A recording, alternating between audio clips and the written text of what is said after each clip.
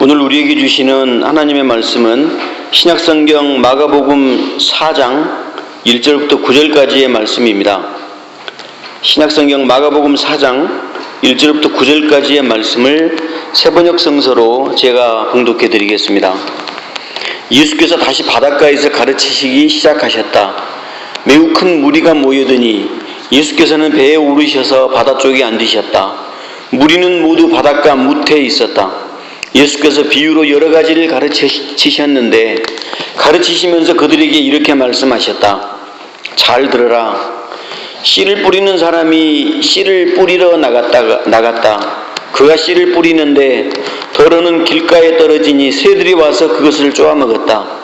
또 더러는 흙이 많지 않은 돌짝밭에 떨어지니 흙이 깊지 않으므로 싹은 곧 나왔지만 해가 뜨자 타버리고 뿌리가 없어서 말라버렸다. 또 더러는 가시덤불 속에 떨어지니 가시덤불이 자라 그 기운을 막아버려서 열매를 맺지 못하였다. 그런데 더러는 좋은 땅에 떨어져서 싹이 나고 자라서 열매를 맺었다.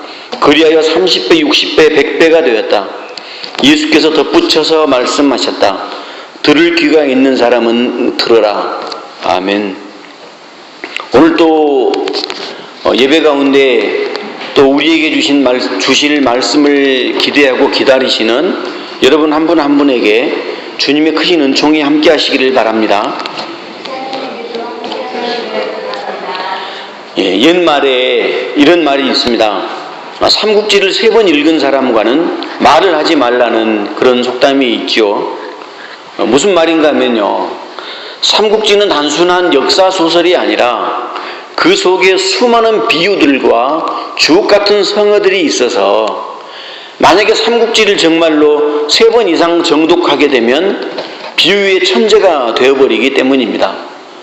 말로 해서는 도저히 이겨낼 수가 없기 때문에 그런 사람과 될 수 있으면 말싸움 하지 말아라, 이런 뜻이 되겠습니다. 혹시 여러분 삼국지 읽어보신 분 있으십니까? 그럼 사마천의 사기는 혹시 읽어보신 분? 예. 저도 그래서 동양고전을 좋아하고 자주 읽습니다. 동양고전은요, 정말로 비유의 보물창고라고도 말할 수 있습니다. 어쩌면 그렇게 상황에 적절한 비유, 그것들이 곧 삶의 생동감을 주고, 또 비유라고 하는 것은 그렇습니다. 직설로 인해서 관계들이 깨지고 경직되는 것을 적절하게 이렇게 돌려서 막아주는 역할도 합니다. 여러분, 그런데 최근에 혹시 그 기사 보셨나요? 새누리당의 그 김태흠이란 국회의원이 있는데요. 그 사람이 최근에 묘한 비유를 써서 화근이 되고 있습니다. 지금 그 대한민국 국회 본청 앞에서는 그 세월호 참사 유가족들이 19일째 단식 농성을 하고 있습니다. 세월호 특별법을 제정해달라는 그런 농성입니다. 그런데 지금 그게 와전되고 있죠. 어떻게 와전되고 있냐면, 마치 세월호 유족들이 그 생존 학생들을 특례 입학 그 혜택을 주라, 또 국가유공자에 해당하는 그런 보상을 해달라, 의사자로 인정해달라, 이런 것들이 그 조항에 들어있어 가지고 그것들을 마치 유족이 주장한 것처럼 그렇게 오해가 빚어졌습니다. 그래서 여당 쪽에서는 절대 그 특별법을 통과를 안 시키려고 하고, 또 일각에서는 그냥 사고로 죽었는데 무슨 의사자냐, 왜 그런 무리한 요구들을 하느냐, 이런 오해들이 있습니다. 그러나 세월호 유가족들이 주장하는 것은 딱 한 가지입니다. 왜 죽었는지, 책임자가 누구인지 진상을 알려달라는 것이죠. 그래서 지금 단식 투쟁을 하고 있는데, 그 김태흠이란 국회의원이 그 유가족들을 국회 본청 앞에서 노숙 이렇게 단식 농성하고 거기서 자고 있는 이 유가족들을 향해서 노숙자 같다 라는 비유를 해서 공분을 사고 있습니다. 정말 정신 나간 사람입니다. 뭐 정신 나갔다고 밖에 이야기할 수는 없겠지요. 그런 수준의 사람들을 국회의원으로 뽑아서 세금으로 먹여 살리고 있는 국민들도 또한 한심스럽습니다. 여러분, 정치인들이 하고 있는 짓거리들이 이렇습니다. 그렇게 무식한 비유를 자기 딴에는 적절하다고 사용해서 당사자들에게 상처를 주고 또 나중에 그것이 문제가 되면 그 사람들은 미꾸라지처럼 빠져나가죠. 본의가 그게 아니었는데 이런 식으로 빠져나가려고 합니다. 그래서 여러분, 적절한 비유를 적절한 상황에 잘 사용해야만 합니다. 예수님은 비유의 천재이셨습니다. 예전에는요, 좀 배웠다는 사람들이 그 지식인의 특징이 있었습니다. 뭐냐 하면 쉬운 말도 어렵게 하는 것이죠. 그러니까 어려운 말을 골라서 사용해야 그래야만이 내가 배운 사람이고 배우지 못한 다른 사람들과 나는 다르다라는 것을 아마 나타낼 수 있다라고 생각했던 것 같습니다. 우리 기독교에서요, 신학이라고 하는 것은 정말 중요합니다. 왜냐하면 신학이 올바로 있어야 제대로 된 교리가 나오고요, 그 교리가 있어야 올바른 신앙생활에 지침이 되기 때문입니다. 여러분, 그런데 신학은 어렵습니다. 왜냐하면 그 용어들이 어렵기 때문입니다. 하지만 예수님의 방법은 결코 그렇지 않으셨습니다. 삶에 지친 민중들에게 딱딱한 교리나 이론적인 그런 논증, 이것은 오히려 말씀으로부터 사람들을 멀어지게 했을 것입니다. 그런 방법은 당시의 서기관이나 랍비들과는 전혀 다른 교육 방법이었죠. 그래서 예수님의 가르침이 서기관이나 바리새인들보다 더 권위가 있었던 가장 큰 이유 중에 하나는요, 예수님의 가르침은 쉬웠기 때문입니다. 여러분, 요즘에는 옛날하고 다르죠. 어려운 개념들을 쉽게 설명하는 사람이 인기 있는 선생님이고 또 그런 사람입니다. 예수님은 삶에서 발견할 수 있는 소재들을 가지고 하늘나라에 대해서 쉽게 설명해 주셨습니다. 그래서 예수님은 비유라는 것을 사용하셨습니다. 비유라는 말, 이 비유는요, 어떤 사물이나 현상을 그와 비슷한 다른 사물이나 현상에 빗대어서 표현하는 것입니다. 그래서 영어로는 parable 또는 메타포라고 하는 단어로 이렇게 설명이 되지요. 그렇습니다. 영어로 두 단어로 이렇게 나오는데요. 보통 parable 하게 되면은 두 단어 다 합성어입니다. 라틴어에 파라하고 그 다음에 불이라고 하는 게 합성어가 되어 있고요. 메타포는 메타라고 하는 단어와 그 다음에 현상, 영어로 피나미나라는 그런 현상이라고 하는 말에 해당하는 그 라틴어가 합성되어 있습니다. 메타라는 말과 파라라고 하는 말은 둘 다 더 큰, 더 넓은 그런 의미를 가지고 있죠. 그래서 비유를 사용하면 훨씬 의미가 풍부해지고 넓어진다는 것이죠. 여러분, 그런데 비유에는 함정이 있습니다. 말하는 사람의 의도를 정확하게 이해해야만 합니다. 그렇지 않으면 전혀 다른 결과를 낳는 위험성이 있습니다. 여러분, 기독교 역사 속에 등장한 수많은 이단들이 비유를 잘못 해석해서 나왔습니다. 요즘 문제가 되는 신천지 이단이 그 대표적인 경우입니다. 신천지 사람들은요, 성경의 모든 내용을 상징적인 비유로 이해를 해버립니다. 그래서 거기에 자기들만이 알고 있다라고 하는 상징을 덧붙이게 되는 것이죠. 그래서 교회를 웬만큼 오래 다니는 사람들도 그 이야기를 들으면 솔깃해집니다. 왜냐하면요, 들어보지 못한 막 희한한 상징들을 붙여서 그것을 막 풀어가기 때문입니다. 성경을 그렇게 해석하는 방법을 알레고리적 해석법이라고 합니다. 여러분, 물론 성경에는요, 여러 가지 장르들이 기록되어 있기 때문에 때로는 이야기 속에 숨겨진 상징들을 찾아내서 해석해야 할 때도 있습니다. 그렇지만 그와 반대로 기록된 문자 그대로 이해해야 하는 경우들도 있습니다. 자, 예를 들어서 이런 것입니다. 요한계시록에 등장하는 짐승의 표 666이라고 하는 그 숫자가 나옵니다.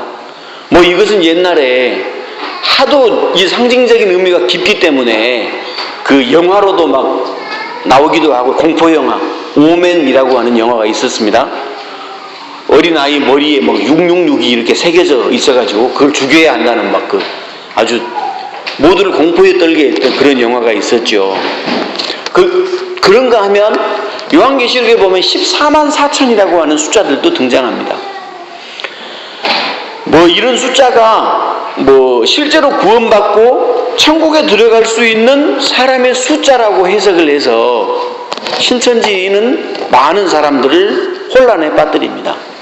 여러분, 그런데요, 666이라고 하는 숫자는요, 당시에 사용되었던 그 히라보나 라틴어에는요, 글자 하나하나마다 그 숫자로 된 코드가 있습니다.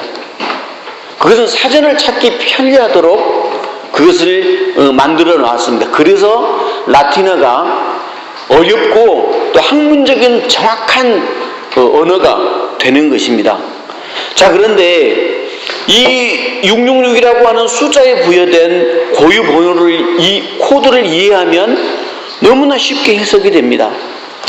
666이라고 하는 숫자는요, 당시에 로마의 네로 황제의 네로라고 하는 그 글자의 라틴어 이름에 해당하는 코드였습니다. 그래서 당시 지중해 세계의 패권자였던 로마 황제 네로에게 복종하지 않으면 목숨을 부지하기 힘든 그런 박해 상황을 666이라고 하는 그 상징적인 숫자를 통해서 당시에 박해받고 있었던 성도들에게 조금만 견뎌내라, 절대 이 표시 받으면 안 된다, 이 말은 네로 황제에게 복종해서 믿음을 버리면 안 된다 라고 하는 그 용기를 북돋아 주기 위한 이야기였습니다. 그런데 어떤 사람들은요, 오늘날 이 상징을 글자 그대로 이해해버려서 이상한 주장을 하고 다니는 사람들이 있죠. 여러분, 혹시 경험해 보셨습니까? 한 10수년 전에는요, 바코드 있죠. 바코드가 이걸 뭐 숫자로 이렇게 쭉 표시된 걸 보면 이게 666이 그 속에 들어있거든요. 이 바코드를 받으면 큰일 난다고, 요한계시록에 그 악마의 숫자를 받는 거라고, 절대 이걸 사용하면 안 된다고 주장했던 사람들이 있었습니다. 여러분, 그러나 지금 어떻습니까? 모든 물건의 바코드는, 이것은요, 상표 등록이나 사고 파는데 편리하기 위해서 사용되는 그 코드일 뿐이지요. 전산 보호일 뿐입니다. 오늘날에는 또 최근에는 어떤 사람들이 베리칩을 받으면 안 된다고, 이게 666이라고 이렇게 주장하고 다니는 황당한 사람들도 있습니다. 여러분, 통일교에서는요, 선악과 사건을 그런가 하면 이브가 선악과를 따먹었죠. 뱀의 유혹에 빠져서 선악과를 따먹었는데요, 이것을 그냥 신화나 설화로 이해해야 되는데 통일교 사람들은 이 말에 어떤 상징을 덧붙여 버렸냐면, 선악과를 따먹었다, 뱀의 꼬임에 빠져서 여자가 선악과를 따먹었다. 여러분, 좀 속된 표현으로 죄송합니다. 따먹었다는 표현이 좀 그렇잖아요. 안 좋은 표현이죠. 통일교에서는요, 하와가 선악과를 따먹었다는 표현을 성적으로 뱀에게 뭐 이렇게 육체를 이렇게 범하게 해줬다. 그래서 뱀이 하와를 따먹었다. 이렇게 해석을 진짜로 했습니다.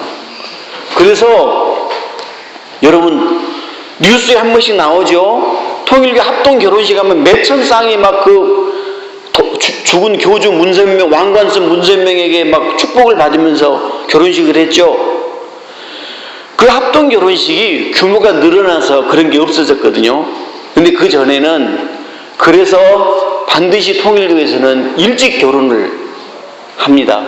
20살 뭐 되기 전에 미리 결혼식을 일찍 결혼을 하고요. 또 그 전에는 결혼을 앞둔 신부들이 먼저 그래서 깨끗하게 이 뱀에게 그 따먹힌 그 몸을 깨끗하게 씻어야 되기 때문에 이 땅에 오신 진짜 하나님 문선명에게 미치겠습니다 정말. 예, 그런 성적인 경험들을 해야만이 더럽혀진 인간의 육체가 깨끗해진다는 이런 일들이 실제로 있었습니다. 그래서 통일교 교주 문선명은 맨날 좋은 것만 먹고 사니까 뭐 이런 일들이 지금 웃기는 일들이죠. 자, 여러분, 성경의 비유들은 우리가 정말로 잘 이해해야만 합니다. 예수님의 가르침은요, 대부분을 비유를 사용하실 때 쉽게 알아들을 수 있는 형태로 말씀하셨습니다. 그리고 예수님은 비유를 사용하신 목적이 대부분이 하나님의 나라를 설명하기 위해서 사용하셨습니다. 그래서 여러분 마태복음의 13장에 보면 비유들이 쭉 나오거든요. 또 누가복음, 마가복음에도 비유가 나오는데요. 예수님께서는 대부분의 비유들을 말씀하실 때 앞에 꼭 이 말씀을 덧붙이십니다. 하나님의 나라는 이와 같아서. 여러분 나중에 성경을 읽으면서 확인해 보세요. 이 말이 꼭 나옵니다. 하나님의 나라는 이와 같아서. 또는 하나님의 나라를 무슨 말로 내가 너희들에게 설명을 할까? 자, 들어보아라. 이런 얘기가 있단다 라고 말씀하신 것이죠. 특히 오늘 우리가 읽은 씨 뿌리는 자의 비유 같은 경우는요, 하나님 나라 비유의 출발이라고 볼 수 있습니다. 씨 뿌리는 자의 비유는 다른 비유들과 달라서 두 부분으로 나뉘어져 있습니다. 4장 3절과 8절에 간략하게 비유가 소개되어 있죠. 한 농부가 들에 나가서 씨를 뿌렸는데 그 씨앗이 길가에도 떨어지고 돌밭에도 떨어지고 가시덤불에도 떨어지고 또는 좋은 땅에도 떨어졌다는 것입니다. 그런데 앞에서의 경우에는 씨앗들이 다 죽어버렸고 좋은 땅에 떨어진 그 소수의 씨앗만이 나중에 30배, 60배, 100배의 열매를 맺었다는 이야기입니다. 여러분, 그런데 똑같은 이야기가요, 마가복음 4장 10절에서 20절에 반복해서 등장하게 됩니다. 물론 나중에 등장하는 것은 이제 그날 숙소에 돌아간 제자들이 예수님께 묻죠. 예수님, 그 비유가 숨은 뜻이 있습니까? 라고 물었을 때 예수님께서 그 비유 속에 감추어진 의미들을 다른 방식으로 풀어주는 장면으로 기록되어 있습니다. 다시 말하면요, 오늘 우리가 읽은 앞부분의 예수님의 씨 뿌리는 비유는 그냥 비유로 해석하면 됩니다. 아, 예수님이 이야기 들려주시는구나. 그런데 뒷부분의 내용은 다음 주에 제가 다룰 텐데요, 상징적으로 이해해야만 합니다. 그래서 예수님은 이 비유를 말씀하시면서 의미심장한 말씀을 덧붙이셨습니다. 9절에 이런 말씀이 있습니다. 들을 귀가 있는 사람은 들어라. 여러분, 지금까지요, 많은 교회들에서 이 비유를 어떻게 해석했냐면 가르침을 받아들이는 성도들의 마음밭이 옥토밭이 되어야 된다라는 식으로 가르쳐 왔습니다. 그래서 자연스럽게 결론이 어떻게 귀결이 됐냐면요, 지도자에게 반기 들지 말고 절대적으로 순종해라. 목사님이 앞에서 뭐라고 하면 그 말에 무조건 순종해야 된다 라는 식으로 절대적 순종을 유도했습니다. 그러다 보니 목회자는 말 그대로 미니스터, 즉 섬기는 종이 아니라 권력자의 모습이 되어 갔었죠. 그래서 오늘날과 같은 이런 부작용들이 생기게 되었습니다. 여러분, 그런데 복음서를 읽는 동안, 마가복음 강해 저와 같이 쭉 해나가는 동안 기억해야 할 것이 있습니다. 여러분 혹시 기억할 수 있겠습니까? 예수님께서 복음을 전하시는 목적이 뭐라고 했습니까? 전복이라고 기억나시죠? 전복. 뒤집어 엎는 것이지요. 지금껏 사람들이 알고 있었던 하나님에 대한 이해, 인간에 대한 이해, 메시아에 대한 이해, 율법에 대한 이해, 나아가서 천국에 대한 이해까지, 이 모든 것들을 뒤집어 엎으시는 것이 예수님의 목적이셨습니다. 비유를 통해서 가르치시려는 하나님의 나라 또한 마찬가지였습니다.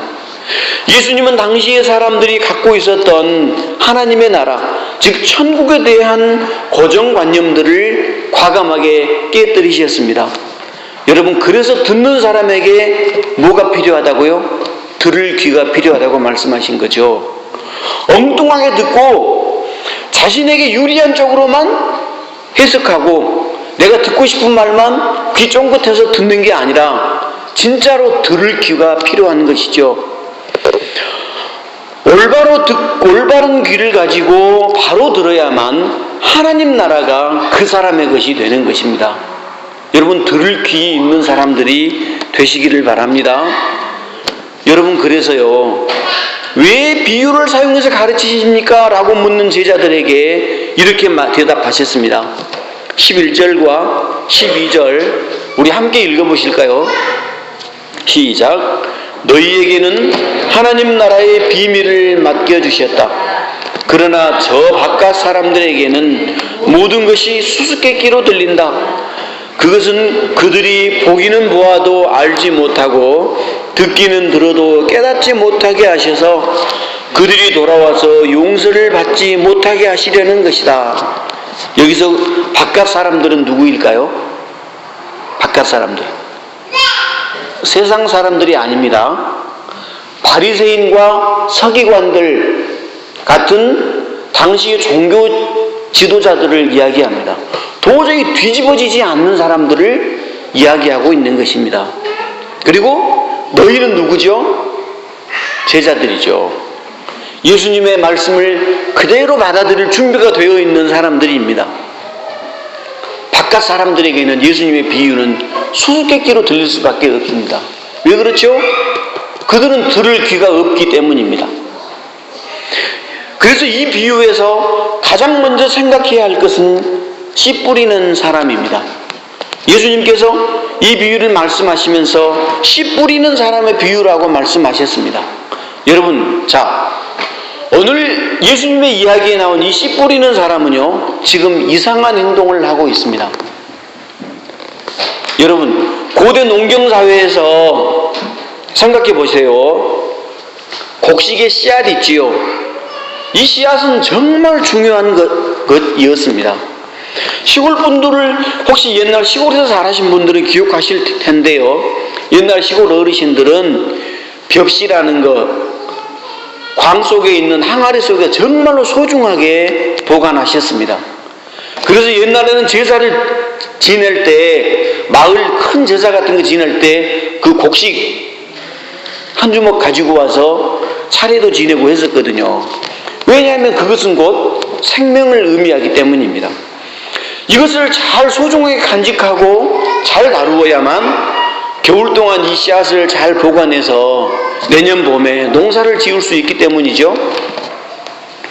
그런데 오늘 예수님의 비유 속에 등장하는 농부는요, 지금 소중한, 목숨처럼 소중한 이 씨앗을 어디에 뿌리고 있습니까? 길가에 뿌리고 있습니다. 길가에. 안 그러면 돌밭에 뿌리고 있고요, 가시덤불에 뿌린다는 정말 아무 생각 없이 이 장면을 상상해 보면 이 농부는 정말 한심한 사람이죠. 당연히 길가나 돌밭이나 가시덤불에 씨앗이 떨어지면 그 씨앗은 다 죽는다는 것을 모를 리 없겠죠. 그렇다면 이 소중한 씨앗을 주의 깊게 뿌려서 좋은 땅에만 씨앗을 뿌려준다면 75%의 씨앗 낭비를 하지 않아도 되고 당연히 3배의 수확은 더 거둘 수가 있었겠죠. 그러나 여러분, 예수님께서 이 비유를 딱 던져주실 때는요, 이 비유는 윤리적인 권면보다는 하나님 나라의 현실을 보여주고 있다는 것을 생각하셔야 합니다. 고정관념을 어떻게 해야 된다고요? 뒤집어야 된다는 것이죠.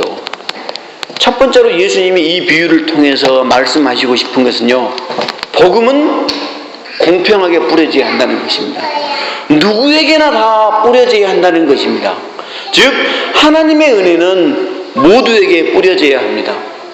너는 착한 사람이니까 너는 나와 똑같이 종교가 똑같이 하나님 믿는 사람이니까 너한테는 내가 좀 많이 주겠어. 너는 좀 악한 사람처럼 보이고 그러니까 너는 배제돼야 돼. 이게 아니죠. 우리는 이 비유를 통해서 첫 번째로 우리가 기억해야 할 것은 복음은 성공할 밭과 실패할 밭을 구분해서는 안 된다는 것입니다. 들성 부른 떡잎 절대 우리는 구분해서는 안 됩니다. 이것이 예수님께서 우리에게 주시는 첫 번째의 가르침이십니다. 어떤 땅에도 씨앗은 동일하게 뿌려져야 한다는 것입니다. 그 땅을 좋은 땅으로 기경하는 것, 그것은 농부의 몫이기 때문이죠. 마태복음 그래서 5장 45절에서 예수님은 이렇게 말씀하십니다. 아버지께서는 악한 사람에게나 선한 사람에게나 똑같이 해를 떠오르게 하시고 의로운 사람에게나 불의한 사람에게나 똑같이 비를 내려주신다. 그렇습니다.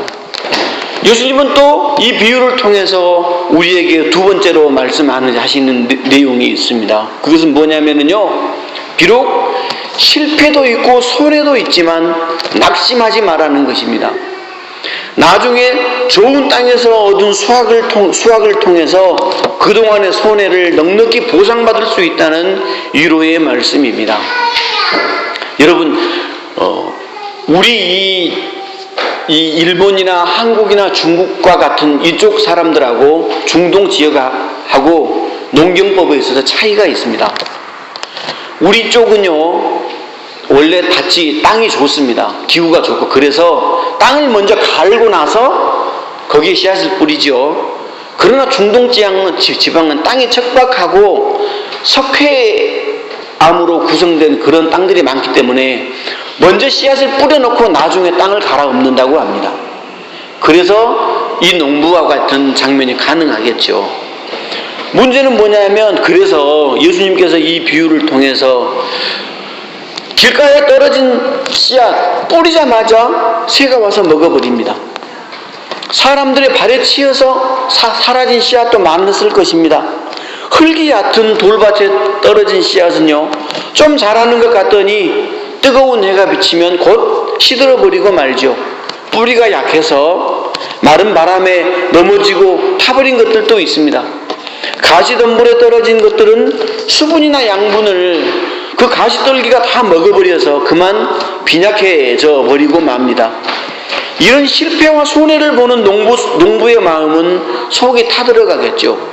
자기 자식과 같은 그 씨앗들을 허무하게 잃어버리기 때문입니다.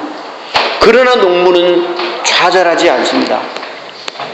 왜냐하면 열심히 뿌린 것들 중에는 좋은 땅에 떨어진 씨앗들이 비율은 작다고 하지만 이것들이 자라나서 열매를 맺는데 그것이 30배, 60배, 100배의 풍성한 열매를 맺기 때문입니다.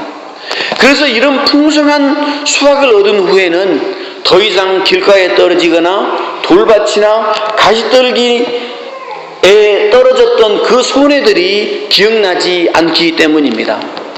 여러분, 우리의 인생의 수고가 다 그렇습니다.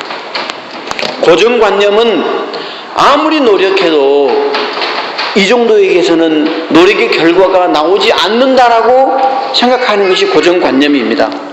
그러나 그것 때문에 우리는 실망해서는 안 됩니다.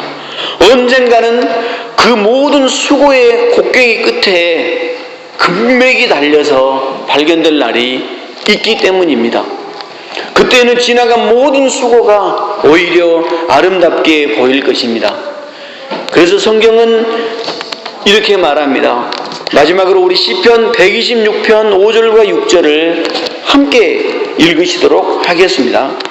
시작. 눈물을 흘리며 씨를 뿌리는 자는 기쁨으로 거두리로다.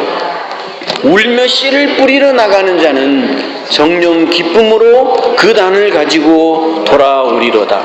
이것이 바로 우리들의 인생에서 예수님의 복음이 수고하고 슬픔 속에서 하루하루를 살아갈 수도 있지만 나중에 기쁨으로 그 단을 가지고 돌아올 수 있다는 그런 예수님의 말씀을 늘 새기면서 하루하루를 살아가시는 저와 여러분들이 되시기를 바랍니다.